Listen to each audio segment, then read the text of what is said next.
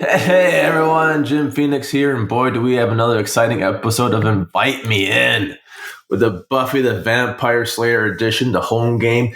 If you're playing along, you already know that the premise is simple. We've got two super duper fans, and Jess, say hello. Hi. And Xander, say hi. Hello. You ever notice when I say hello, and the person says hi, the other person says, I say hi, the other person says hello? Yep. It happens every episode. Oh, yeah, I do it on purpose. And we have Travis, the guy who's seen it just once recently. Travis, say hi. Howdy. Mm-hmm. And then, of course, myself, Jim Phoenix, who doesn't even know what the hell Buffy is. Is that something you do with your car? You have to buff the... It's like a machine. Like it's a machine? They Buffy the Force. Also, the guy who announces wrestling and boxing, I believe, is Buffy.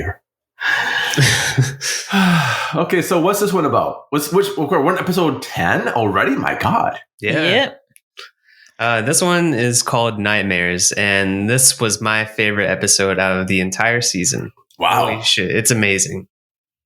Oh, might be the one that makes me watch it. Okay. Here we go. No, the last few episodes of the season are pretty damn strong. They're like, we really want to be renewed. Renew our ass. Look what we can do. So why is this strong? Why is it your favorite? How's it start? Okay, so basically, the whole premise of this... excuse me. The whole premise of this one is that everybody is experiencing their own personal nightmares, and it's all bleeding into reality. Oh. So let me see. I think the episode begins with Buffy experiencing her nightmare of her and the Master, right? Attacking her, something like that. Yeah, she's in the tunnel with a stake looking for him, and she's also wearing leather pants and has pigtails and looks amazing. I could do that look. The Master appears and she drops her stake and freezes, and he grabs her. His hand is very, very clean. And his sleeve is glittery. Little details I feel like we need to talk about. Did you say glittery? He's just an advocate of self-care. That's all it is. Yeah, he's got a sparkle. Yeah, he's got his nails. He's got a very similar nail shape to me. I respect it. So he definitely keeps up with them then. Yeah. Are you also glittery though? He bet a manicurist somewhere. It's always glittery. I mean, most of the manicure places are just kids doing it, right? Oh, I'm sorry. I'm thinking of clothing manufacturers. Yeah, the manicurists are adults. My bad. Joyce ends up waking her up and makes the first mention of many that her dad is definitely going to be there to pick her up today. Buffy seems a little bit anxious about it. It's school, she's talking to Willow about it. Her dad lives in LA and doesn't visit a ton. They kind of talk about her parents' divorce a little bit. She doesn't really know exactly why they divorced. They kind of just told her they grew apart a little bit, but she kind of blames herself because she started getting into trouble, with the whole Slayer thing. Then in class, we see this guy, Wendell. He's blocking Cordelia's light, which is a national tragedy. Yes, the oft-mentioned classmate Wendell, by the way. They are getting ready to start their lecture, and the teacher asks them to open their textbooks and has Wendell read out loud. And when he opens up his textbook, spiders come out. Spooky. And while this is all happening, Buffy's seeing a little boy in the hallway. That is not the Anointed One, but they cast a kid that looks almost exactly like the Anointed One. Yeah. And it fucked me up the whole episode. Yeah, I was super confused too. Yeah. Oh, yeah. And I'm also not a fan of spiders, so I was watching this and I'm like, nope. I'm very much Wendell. So that's our cold open. Yeah. Spiders coming out of a textbook. Is Bob the Anointed One or the not Anointed One? Did you speak of a dubbing? We don't talk about Bob. Talk about Bob. I think we need to talk about Bob.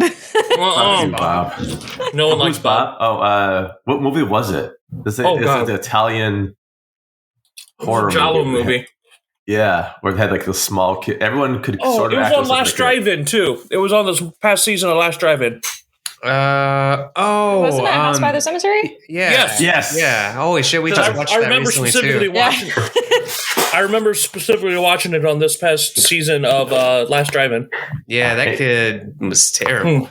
You just never rooted for like a child's death in a No, movie. yeah. Like, can we just like kill him? Don't and, like, get him presume out? to know my life, Jim. Sorry, my bad. So this kid's not Bob level. He's just disconcerting because he looks like the chosen one. No, The I anointed one, yeah. Yeah, kid it was is just a annoying. really questionable casting. Okay. Like Yeah. it's confusing because the past few episodes we've had this arc of this anointed one, and he's supposed to be leading Buffy to the Masters. So you see a kid that looks like him appearing at the beginning of an episode. You're like, oh, okay, it's the anointed one.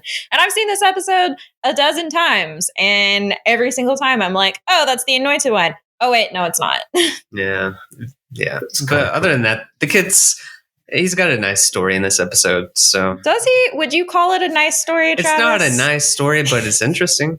Okay. And it's dark as shit. Yeah, it is. It's dark as fuck.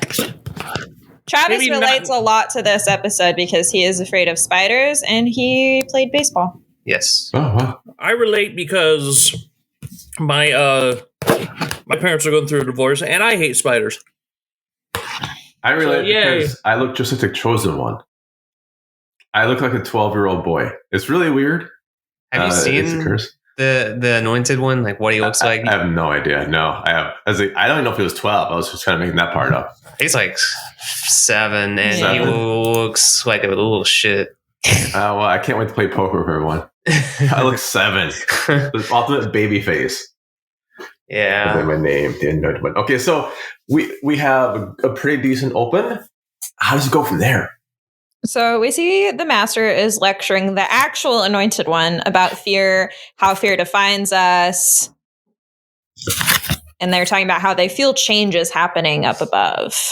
In class, we see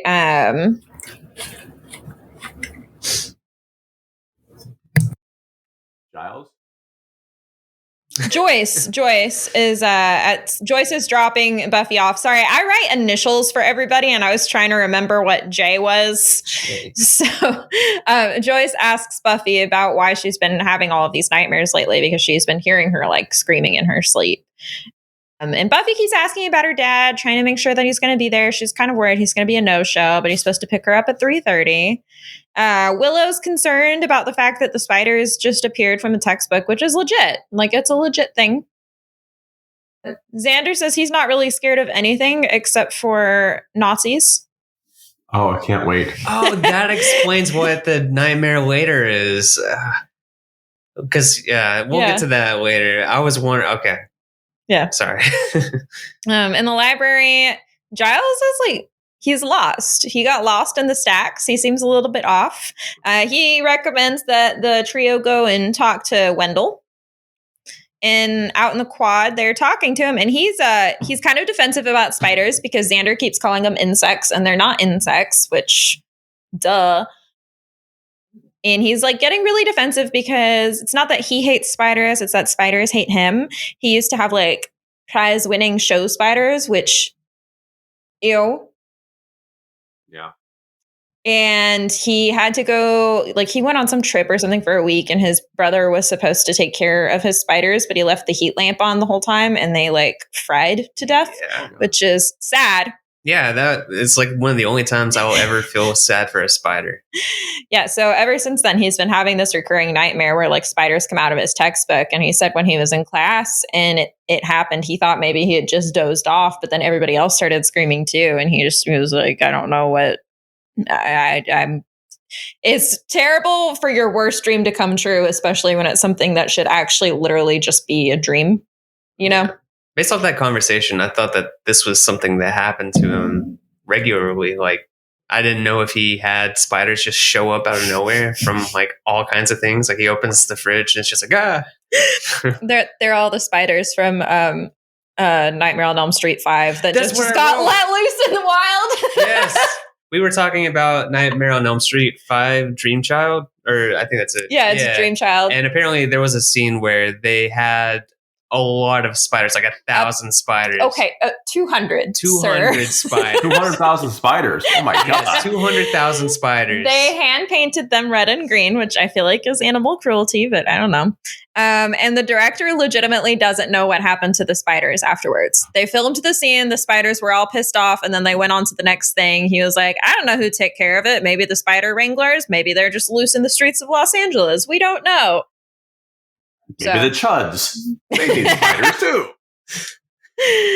But yeah. Let's see. Oh, I did. Oh. I was doing research, and because we were talking, because the master was like a big part of this episode. Come to find out, he was played by a guy named Mark Metcalf. Yeah. Who was actually, if anybody has ever watched Animal House, which who hasn't, he was Niedermeyer, the ROTC guy. I have not seen that, but he has movie.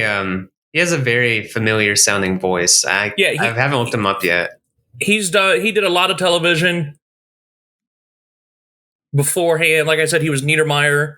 He left acting for a while because he moved to Wisconsin because he wanted to die. open a restaurant with a family, and then he had a child with special needs. Sorry, what part of Wisconsin? Now I'm curious. What part of Wisconsin people move to? Are there parts to Wisconsin? Unfortunately. I just had it right here. Upper Mitten, Lower Mitten. Bayside, Wisconsin. Oh, Bayside or Bayfield? Bayside. Apparently, it's a town of 4,000 people. It's a city. Yeah, it's a city in Wisconsin. It's like but no, he thousands of people. He was born in a town in Ohio that's literally like.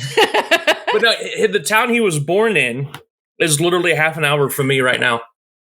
Wow. You can visit his familial house and go like, "Hi, I want to take a camera crew through home."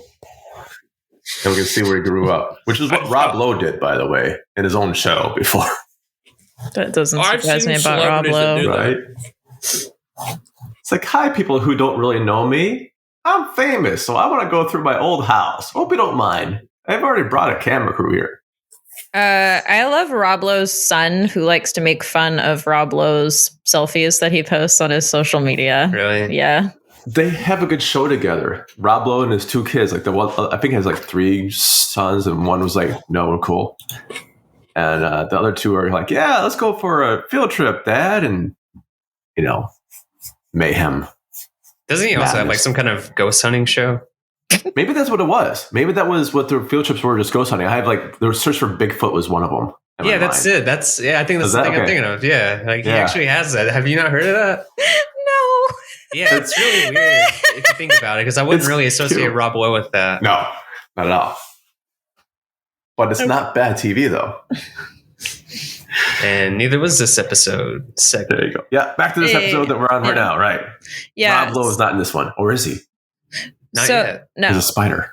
So they're out there in the quad talking to Wendell. Cordelia comes by and says, Buffy, are you ready for the test? And Buffy's like, what? And she's having that nightmare that I think we've all had at some point in life. This is a recurring nightmare for me too. Like, I have that nightmare all the time where I think like I've had this class and I haven't gone to that class all year long. And now like I'm worried that I'm going to fail it. I just don't know anything about it. And I can't even remember if like when I'm supposed to go to it.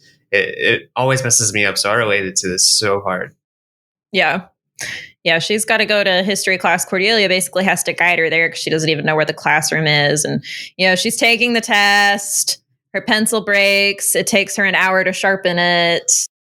I thought that the test only like lasted 10 minutes. No, like you see the clock jump. Oh, okay. So it starts off, it's like 1:20, and then she like sharpens her pencils and looks up and it's 2:10 or something. Ah, okay. Yeah. So she's, stressed.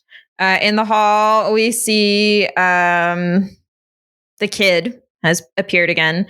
There's this girl, Lori, who says she's going to go to the basement for a smoke break. And the kid just kind of ominously says, you shouldn't go in there. And when she goes down there, there's this big, ugly monster guy with a bat who says, lucky 19, and beats her up. Which, if I was going to get mugged or attacked, I would love for my killer to say something that is personally meaningful to them. but makes absolutely zero sense to me. You would like that? Garbage day. Yeah, exactly. Like, if I'm gonna be attacked anyway, like, make it interesting. Give me a mystery. I guess you can try and. It's like the fucking Jack Nicholson Joker. Always the dance with the devil under the pale moonlight. That's such pretentious bullshit. But yeah, like, just lucky 19. Like, what the fuck? But yeah, so Buffy and Giles go to the hospital to visit Laura and ask what happened. And for the rest of the episode, Giles has on a paisley scarf. Uh-oh. Giles got bit. No, I think he's just got bad taste. I'm very anti-paisley. It's pretentious. That's his condition. I thought I was trying to hide like teeth marks. Teeth marks. When we were trying to pick out suits for our wedding, the guy kept trying to direct us towards paisley, and we're like, "No, thanks. We're gonna stay away from paisley." Yes, singer? Exactly. Oh, that's not that bad. And he's just like, he would not let it go at all. And we ended up not getting anything that day. And then we went to a different location. And the guy apparently transferred stores, and he was there, and he's like, "You really need some paisley, bro." And we're like, my God. I was like, and I finally looked at him and I was like, "I hate paisley, and I do not want paisley in our wedding photos." Yeah, and the guy pulled me to the side. He's like, you need to get out of this. Red flag, bro, run. Yeah. That's amazing, though. So, the doctor says that Laura got off easy, and they're like, "Wow, that's pretty callous of you, doc. She's got several broken bones." And he's like, "Well, the last guy that came in here is in a coma." And I'm like, I'm pretty sure this is a violation of HIPAA. But they're not disclosing who it was, though, right? Like, come look and see. I mean, they're see like him naked, walking down the hall, and he gestures vaguely. Oh, okay. I didn't catch that. In the hall, we see a group of like punk guys, and this one guy's mom comes up and is like, "Hey, honey, give mommy a kiss," and is embarrassing him in front of his friends. Willow and Xander go into class, and suddenly Xander's in his underwear. Very that was his neighbor? Really? Okay. Yeah, apparently. Yeah, he's got another one later that I really enjoyed, but yeah, that one's kind of lame. I think everybody's had that, though. Some version of that. I've gone to class in my underwear before. Yeah. Late for the bus. Didn't realize it. Long johns, thank God, but still, yeah. Nice. Yeah, that's the best case scenario. Yeah. In the library, Giles has like a bunch of newspapers piled up on the table, and Buffy's like, "What are you finding?" And he's like, "I don't know." And she's like, "Well, that's weird because you're normally very good at research." And he's like, "I can't read this." And she's like, "You can read 3 languages." And he's like, 5 actually, but I can't read this. So one of his nightmares is that he just suddenly can't read anymore. But Buffy does see an article about a boy, Billy Palmer. He was the first victim. He was number 19 in his Little League. Buffy's dad appears early, and he says he needs to talk to Buffy. Yeah. This scene it's rough. He takes her outside, and he's like, "I think it's about time that I tell you the truth about your mother's and my divorce. It's your fault." I was going to say, wow, it's all your fault. I was going to make fun of it. He really says it? God. He's like, "It's your fault. He's brutally harsh. He's like, "You did not turn out the way I thought you would. You're not very smart. You're always in trouble. You're a big disappointment, and I don't get anything out of these visits. Yeah. So I don't think I'm going to visit you anymore." And she starts crying. And he's like, "Wow, you're being really immature right now." And then he walks into the school. Like, why are you going back into the school? He needs to get some like pickups. Now, okay, my theory about seeing this is actually Negan. Negan from Walking Dead? Yes, who's also the dad in Supernatural. I think he's also the dad here. Is he a bad dad, usually? I think he's... No, he wasn't the dad in this episode. Oh, man, really? But he was also the dad in Batman vs. Superman, too. So he was a bad dad. They wouldn't have fought if it wasn't for him. Funny thing was, speaking of Walking Dead, he was Bruce Wayne's dad, and the actress that plays Maggie was Bruce Wayne's mom. See, this is such a small world, but I am wrong on this point. Martha. Okay. Why do you say that name? She's my girlfriend. Oh wait, no, different ending. Different ending. Yeah. That's the. As someone who's a big evil. Batman fan, Batman versus Superman was somewhat disappointing. Somewhat. Okay. So this one, I'm somewhat disappointed that I'm wrong about Negan not being the dad here. I think it's a missed point for Buffy. They could have gotten him in, and he could have had a great little career just doing like bad dads or supernatural events. Yeah, that's a missed opportunity. 100%. So go on with your boring ass dad who's going back inside the school for pickups or Finding a new daughter, I guess. Right. In the hall, we see Cordelia struggling with her hair. Her hair is all frizzy now. This is Cordelia's worst nightmare. And Buffy's following Billy throughout the gym. She's talking to him. He's talking about the ugly man who likes to call him Lucky 19, and then all of a sudden the ugly man appears. So they're running, trying to get away from him. Buffy's trying to stick with Billy. Giles, Willow, and Xander split up. They want to go find Buffy since her dreams are very, very scary. And they're like, she's the last person whose dreams we need to have come true. The chess team is dragging Cordelia away through the hall. Nice. Willow is hearing her name being called from the basement. And when she gets down there, she is backstage. She's getting forced into hair, makeup, and costume for an operatic performance. And when she gets on stage, she just she goes squeaks. So that's her worst nightmare. Let me see. Now we go to Xander's nightmare. So Xander goes into the gym. There's a swastika on the wall. Yes, and that confused me. I was like, is this...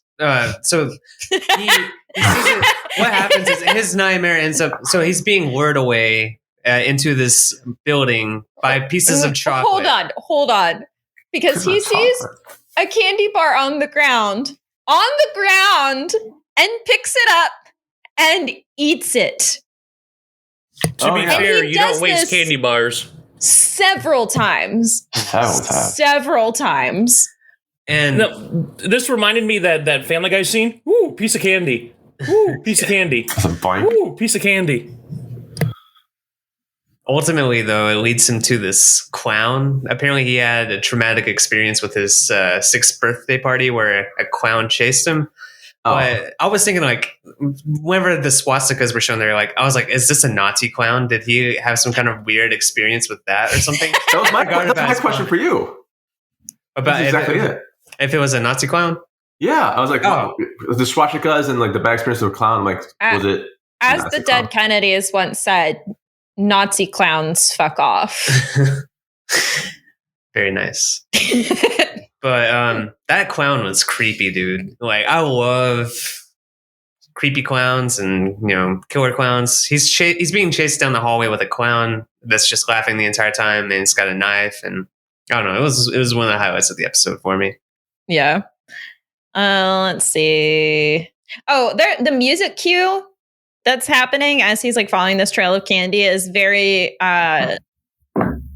very reminiscent of the Nightmare on Elm Street theme. You think this is a reference to it? I think so. That's Mentos. I'm pretty sure you're doing the Mentos commercial. Do that again. I'm pretty sure. Yeah, that's Mentos, dude. You're doing Mentos. Is Freddy Krueger just a Mentos commercial? It makes so much more sense now. Let's see. Buffy and Billy are lost. Billy says it's his fault that the game was lost, and that's why the ugly man is chasing after them. They cut through a hedge, and all of a sudden they go from daytime by a baseball diamond, and then they cut through the hedge, and it's nighttime, and they're in the graveyard. Spooky. Willa, oh no, I already talked about that. She squeaks by. While they're in the graveyard, Billy sees an empty grave, and the master appears. He's free because Buffy fears it. He quotes Disney. Of course. Walt Disney? Yeah, he says, "A dream is a wish your heart makes." Oh. And then he pushes Buffy into the grave and buries her alive. Okay, now I have a question. Yeah. 2 of them, actually. Okay. So I didn't know if the Walt Disney thing and the swastika were going together because I know Disney might but I'm like, maybe that was a clue. But is this the real master? Like, can the dream manifest real people? Or is this the illusionary master coming to life and because Buffy dreamt him and the actual master is like still below? Yes. Question. Yeah. I don't know either because can you imagine the dad, like, after all this, he snaps out of it. He's like, holy shit, what did I do? Well, this is awkward. Like, tell me about it, man. I raped some people and don't worry, man. We won't ever bring it back up. Don't worry. The entire show. You're a good dad still. That's like the repression. Oh my God. What does it say about Josh Whedon? That the repression here is just Joss Whedon. When he stops assaulting people, I'll start saying his name correctly. Allegedly. Allegedly, I'll start saying his name correctly. Probably not, though. No, the other part's alleged too. So Giles, Willow, and Xander notice that it's night over in the graveyard. So they figure that must be where Buffy is. And when she comes out of the grave, or no, they get there, and this is so sad because they're like, whose nightmare is this? They see Buffy's tombstone, and Giles is like, it's mine. Oh. Yeah, poor Giles. It's sweet. Yeah, it is. I'm not being sarcastic. He cares about her. Yeah. She comes out of the grave, and she's all vampy. That's her nightmare. She becomes a vampire. And then she gets really intense because they're like, okay, we need to go wake Billy up because this is his dream. This is his monster chasing him. Right. And Buffy's like, and we need to hurry because I'm getting hungry. Oh yeah, they've figured out at this point that the kid is in a coma because he was attacked, and basically he's stuck in the nightmare realm, and it's kind of causing all of this to just bleed into reality. So because Hellmouth. Yeah, so and the kid's baseball coach was an asshole. Yeah.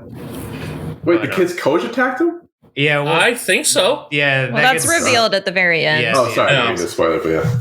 No, that's like it's insane. So yeah, they basically what they have to do is they have to address the kid's nightmare, and then once they do that, then they'll be able to wake him up from the coma, and all of this stuff will end. So they have to, I guess, convince the kid to lure the ugly man out, basically. Well, they get to the hospital because they're going to try and wake Billy up. It's utter chaos there, and they're worried that like reality is just going to completely fold in on itself if they don't get him woken up quickly.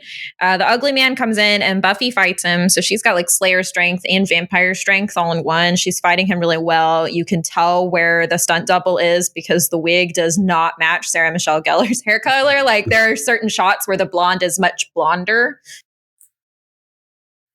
But they're fighting, and then she like basically she's like, Billy, you have to face him. I'll be right here with you. And then like Billy walks over and rips his face off. And then the world goes back to normal. Yeah, I didn't. Why was that the thing that he had to do? I thought he was just going to go over there and just like punch him or just touch him or something. I don't believe in you no more. Yeah. Just rips his face off like a mask. Yeah. So the world goes back to normal. And then they're all just standing in his hospital room. And his coach comes in and he's like, I've been checking on him every single day. He's my lucky 19. How's he doing? And Buffy's like, he's awake. And then that's how we find out that it was the coach that had been attacked him, which I thought it was going to be his dad or something, like a crazy, stage parent type thing. I just thought it was like a random dude just preying on him after a ball game and just beat the shit out of him. Loser. I put money on this game, you son of a bitch. Oh man, what kind of guy would be betting on a Little League game? Well, anyways, they gave me 5 points, man. How can you blow a 5-point fucking spread? But it ends with the coach getting arrested and Buffy's dad coming to pick her up for the weekend. Is he Negan now? No. Damn it. Nah, he's good dad now. He can't be Negan anymore. Nah, that's true. Oh well. That is it. Okay, this one came out well after the Nightmare on Elm Street franchise, obviously. So, Oh yeah. it's a pretty interesting spin that it's not so much Freddy controlling the dreams. It's more of the child's own fear, and he's caught in the hellscape because of Hellmouth and everything like it's just manifesting as the child's fear. I actually kind of like this premise better than Nightmare on Elm Street, if I'm being honest. Travis is a nightmare hater. I'm not a hater. I don't really. If it were like this, I think I would appreciate it more. I like the way that they can't control it and just their nightmares are becoming reality, you know? Right. Where everyone can see versus everyone just starts falling asleep.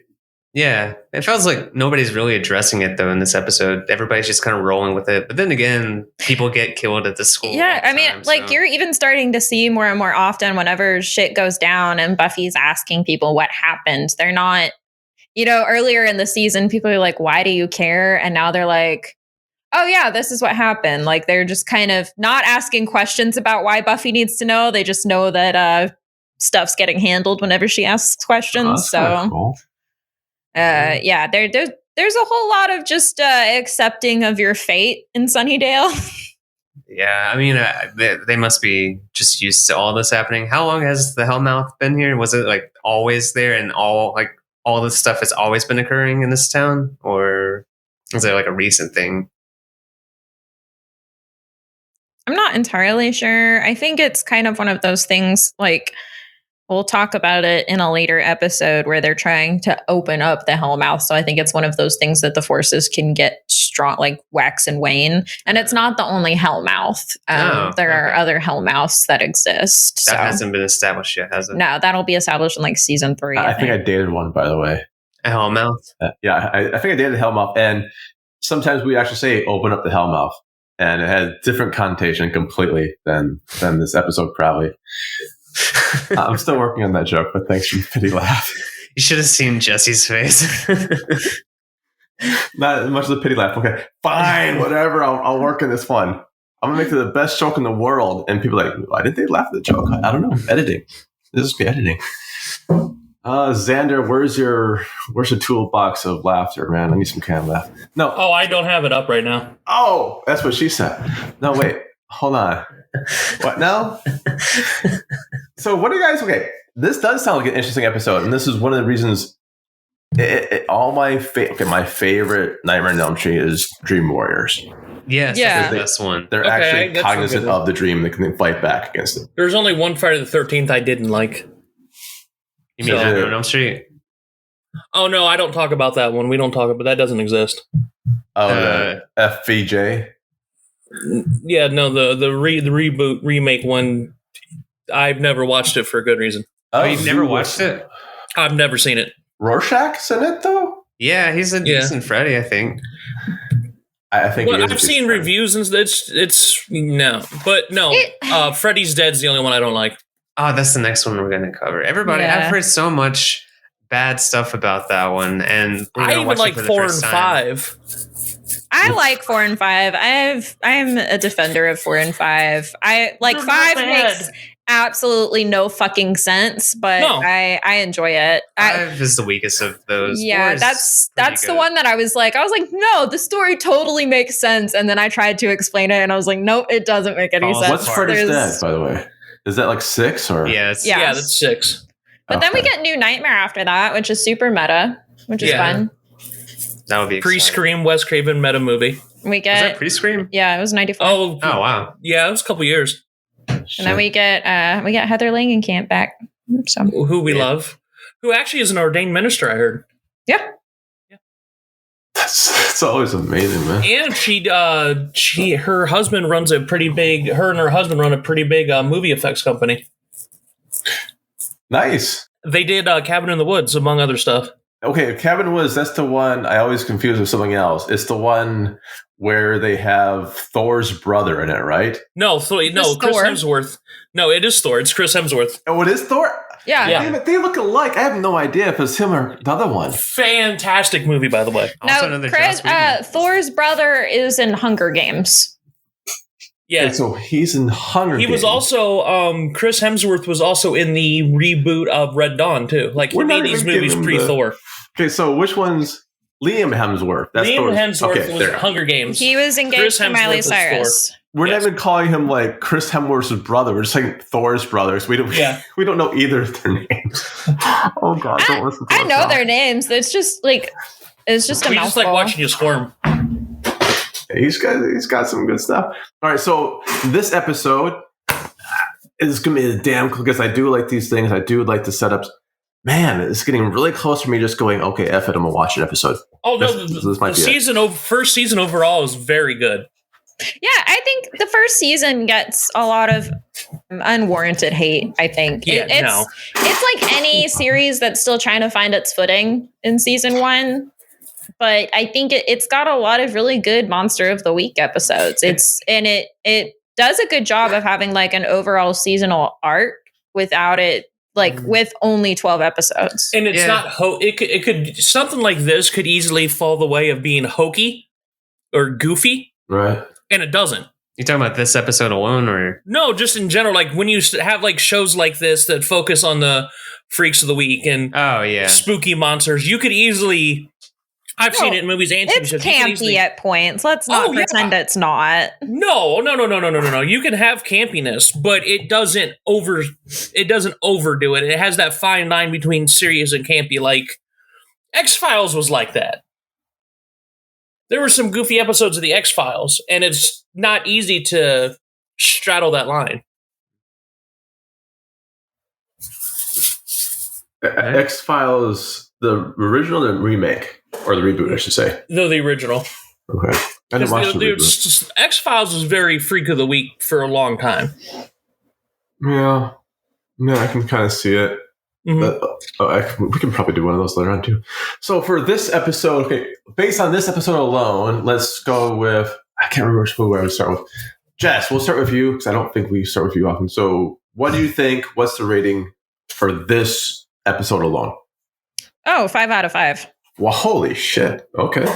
It's a good episode. It's scary, intense, and like I said, it still drives that seasonal arc forward a little bit without making it too centric on the master. Like, it's nice that he is included in it a little bit in a way that makes sense without it being like, ooh, what's his nefarious plot going to be this week? It's something else supernatural happening. And we still get a lot of really good spooky effects. Yeah. Is Angel in this one? I'm just wondering. No. Okay. His nightmare was not being in this show anymore. That was his nightmare. Okay. His nightmare was not having that 6-pack. I wonder if he still has that. Yes. Does he? Damn. There's that. What's that TV show? The SEAL Team. Bones? Yeah. He must be a vampire because my dude has not aged since 1996. He's aged a little bit. An appropriate amount. Still like he good. looks good. Yeah, I hate this whole idea of like don't age. Like he looks. You can't help it. He's a vampire. He looks good for. He looks good. Aging is a normal thing. Like he's grown into his face. Yeah. He's grown into his face. Wait, hold on. I just said thank you for saying that, but now I have to explain this one. He's grown into his face. He's got a very strong forehead, and I think it's less overpowering once he is a little bit older. No, he's continuing to grow. He's still growing. His head keeps getting bigger. Travis, what do you think about this one for a first? You said this is your favorite one, then, right? Yeah, I'll definitely give this one a 5 too. Damn, it's the most fun episode, I think.